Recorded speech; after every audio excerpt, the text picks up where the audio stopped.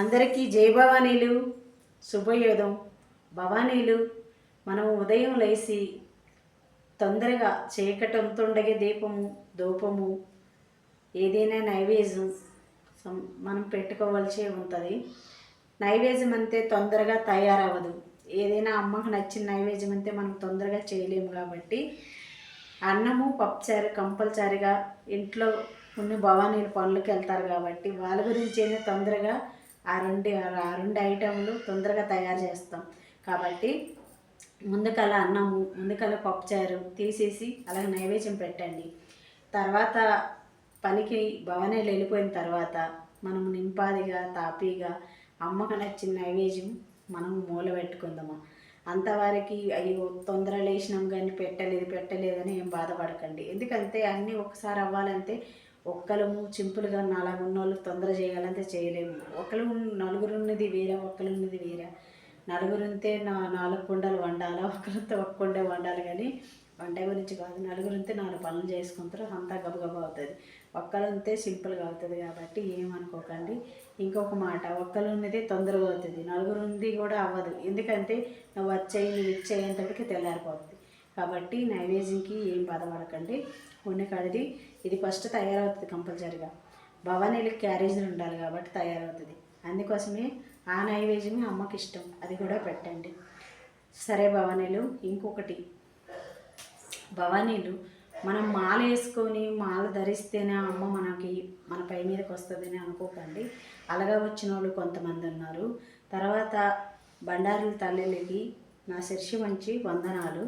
ఎందుకంటే ఇక్కడ బండారుల తల్లిలు అంటారు, మాదకు దాసులు అంటారు. అలాగా అందరికి కూడా నా శిర్షి మంచి మీ పెద్దవారు అందరూ పెద్ద పండితులు, పెద్ద దాసులు అందరికీ మీకు తెలిసినంత నాకు తెలియదు. కాబట్టి మీ అందరికీ నేను విమర్శించి ఏ తప్పుగా అనడం కాదు, నేను చెప్పవలసింది కొంచెం చెప్పుకుంటాను. మీ అందరికీ నా శిర్షి మంచి వందనాలు. నా గురువుల కల్లా భవానీలు మనకి తల్లి వస్తుందంటే ఒక మాట గుర్తుపెట్టుకోండి. నాకు 7, 8, 9 సంవత్సరాల్లోనే వచ్చి ఉంటుంది. చిన్న పిల్లను అప్పటికే వచ్చింది. కానీ నాకు తెలియదు.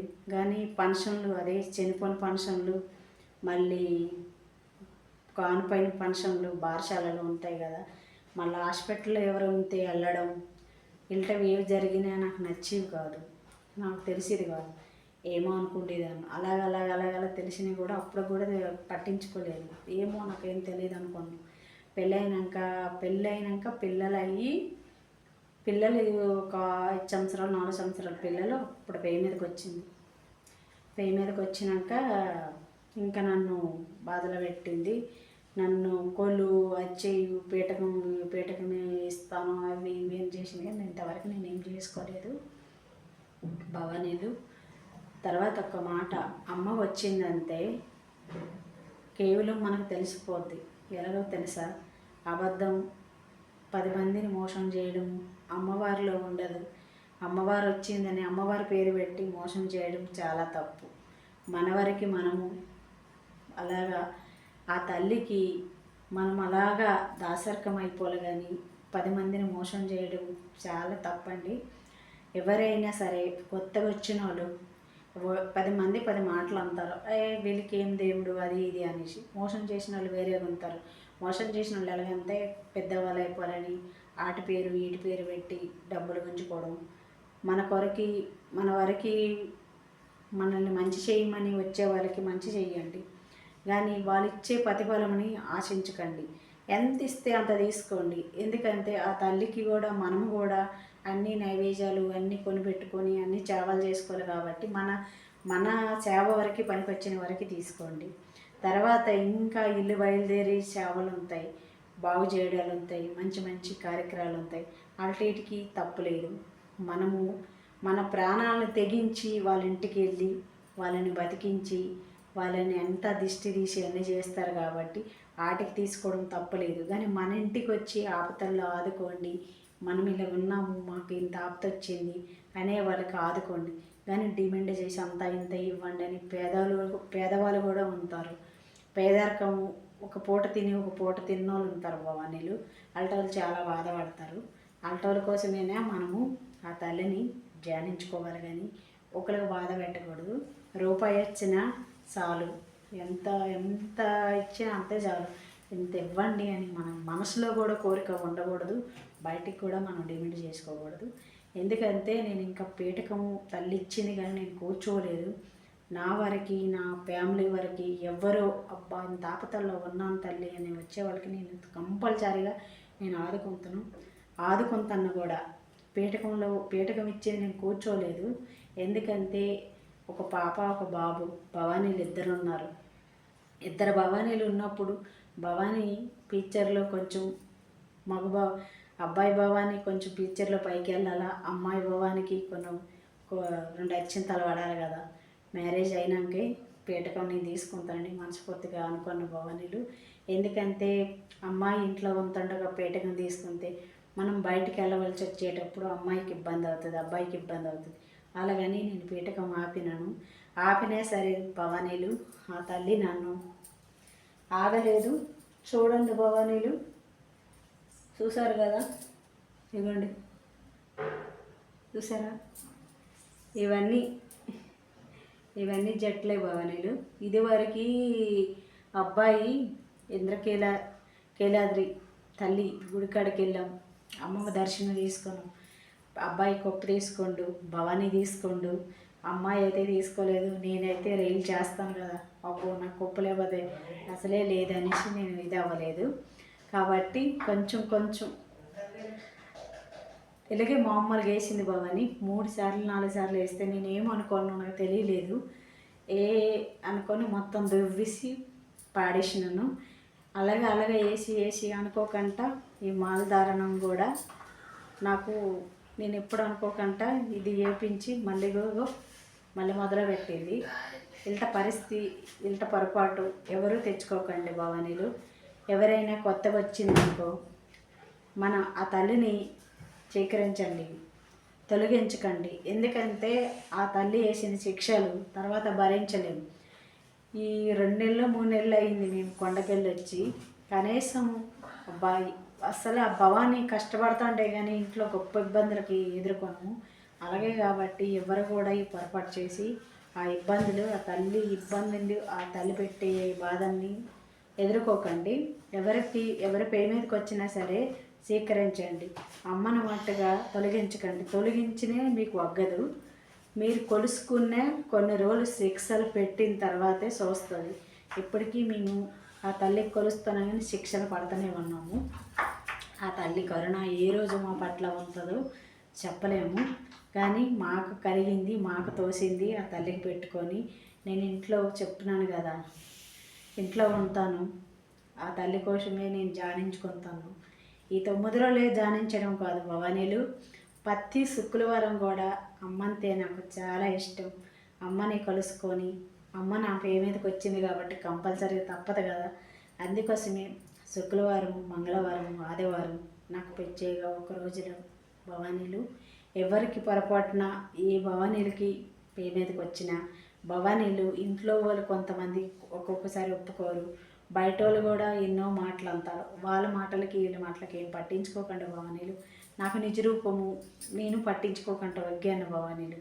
ఎందుకంటే పిల్లలు చిన్నోళ్ళు ఏంది ఇవన్నీ నేను చేసుకోవడం మంచిది కాదు. అక్కడ వరకే అలా మా అక్క మా ఫ్యామిలీలోనే మా కుటుంబమే. మా అక్క అయితే ఎన్నోసార్లు అన్నది, ఎందుకు భవానీ నీకేం దేవుడు ఊరుకో అన్నీ అలాగే అంటారు, అన్నీ నువ్వు లేనిపోని కలవ దోసుకుంటాను భవానీ, నీ భ్రమ భవానీ అని.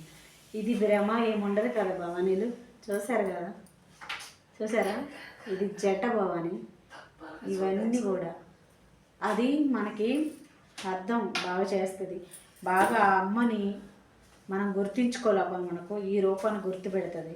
కాబట్టి మీరు అనొచ్చు రోటి పంటలు అంటున్న వాళ్ళకి కూడా జట్లు వస్తున్నాయి, మరి వాళ్ళకి ఏం దేవుళ్ళు వాళ్ళు పోసుకోరు, దువ్వుకోరు. అలాగ అనుకోకండి భవానీలు. ఎంత నీష్కం మీద ఉంటే అంత నీష్కం మీద తల్లి వరిస్తుంది. కాబట్టి అమ్మని ఎప్పుడు నిందించకండి, దూషించకండి. ఎవరైనా తెలియపోనోళ్ళు ఆ తల్లిని క్షమించమని ధ్యానించుకోండి. ఎందుకంటే ఏదో ఒక పరిస్థితిలోన మన తప్పును మనకు తెలిపిస్తుంది.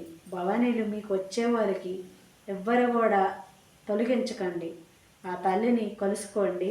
ఆ తల్లి సేవల్లో ఉండండి, అంత మంచి జరుగుతుంది. కానీ అన్నగానే మంచి అనేది మనకు రాదు, చాలా బాధలు పెడుతుంది, లేని రోజులు కూడా చూపెడుతుంది. అన్నీ మనకి ఎంత బాధను తట్టుకుంటేనే అప్పుడు మనల్ని నిలబడి వీళ్ళు తట్టుకోలేరు అనే శక్తిని మనకు కల్పిస్తుంది. అంతవరకు బాధ పెడుతూనే ఉంటుంది. మా అమ్మ వాళ్ళు ఎన్నో మాట్లాడినారు, ఎందుకు భవాని నువ్వే పనికి మళ్ళీ పనులన్నీ తల మీద తెచ్చుకుంటావు, ఎందుకు భవాని నీకేం దేవుడు వస్తుంది అని అన్నారు. నేను ఎన్నోసార్లు తొలగించాను, కానీ ఈసారి తొలగించుకోలేకపోయాను. చూశారు కదా, ఈ జట్ల చూసి కూడా మీరు అర్థం చేయకపోతే ఇంకా నేను ఏం చేయలేను. చూడండి భవానీలు, ఏగో మొత్తం మక్షం వేసుకొచ్చింది. నేను ఇంక ఇప్పటికి కూడా నేను అందరి మాటలు విని తొలగించుకోనంటే నా పీకల మీదకి నేను తెచ్చుకున్నట్టు. కానీ ఇక్కడి నుంచి మట్టుకు భవానీ నా ప్రాణం పోయిన ఆ అమ్మ జానంలోనే ఉంటాను. అమ్మనే నమ్మినాను. భవానీలు తల్లికి నమ్మిన మాత్రానికి ఎవరికీ మోసం చేయదు. అమ్మ ఎప్పుడూ మంచిగా చేస్తుంది. మాలధారిని వేసనమనే సరికాదు, ఆ నియమనిష్టాలతోటి తల్లిని పూజించండి, ధ్యానించండి. కుటుంబం మొత్తము సేవల్లో ఉండండి. ఈ 9 రోజులు, ఈ సంవత్సరంలో 11 రోజులు పడ్డది కాబట్టి మన అదృష్టంగా భావించుకుందామా. నేను ఎప్పుడు ఇనుకోంది తల్లి నాకు ఈ భాగ్యం ఇచ్చిందంతే. ఈ 11 రోజులు దీక్ష నేను చెప్పలేని ఆనందంతో అమ్మకు రుణపడి ఉన్నాను. భవానీలు ఎవరికైనా సరే ఇలాగ ఈ తల్లికి వచ్చే వాళ్ళకి నిజంగా వాళ్ళని నమ్మలేరు. ఎందుకంటే కొన్ని సందర్భంలోన అబద్ధంగా ఏదో సాధించుకుందామా, ఏదో సంపాదించుకుందామా అనేవాళ్ళు మధ్యలో వచ్చితే ఇలాగ సొంతంగా ఇలాగ తల్లి వచ్చిన వాళ్ళకి నమ్మలేరు భవానీలు. మీకు అన్నానికి తప్పలేదు. ఎందుకంటే నమ్మడం కష్టం భవాని. ఎందుకంటే అలాగా స్వర్గం కోసం, డబ్బు కోసం, ధనం కోసం కొంతమంది పోరాటం పడతారు. తల్లి కోసం ధ్యానించి అమ్మ నువ్వే ఉన్నావు అన్న వాళ్ళు కొంతమంది పోరాటం పడతారు. కాబట్టి అందరినీ ఒక లెక్క పోల్చుకొని ఇబ్బందులకు గురి చేయకండి భవానీలు. దయచేసి ఇదివరకు నేను వీడియో చేస్తాను కాబట్టి ఇదివరకు కొన్ని ఛానల్ చూశాను, వాటిని పట్టించి మీ అందరికీ నా ధన్యవాదాలు కోరుకుంటాను భవానీలు. కాబట్టి దేవుడు వచ్చే వాళ్ళకి ఎవరికి కించపరచకండి. ఎవరికి నేను కించపరిచిన మాటలు కూడా ఎవరికి నేను అనలేదు. కించపరిచినట్టు ఉంటే భవానీ మాల్లో ఉన్నాను. జై భవానీలు అందరికీ కూడా. ఎవరికి కించపరిచే మాటలు తల్లి వచ్చేవారు ఆడరు, అనకూడదు కూడా. తల్లి మన పే మీద ఉందంటే ఎప్పుడు అనానిత్యం మన మీదే ఉంటుంది. ఇంకొక మాట భవానీలు, తల్లి ఎక్కడో బయటికి వెళ్ళి బయటిన అణువణుకు పడిపోదు మన మీద. తల్లి మూలభూషణం అంతే కంపల్సరీ వస్తుంది.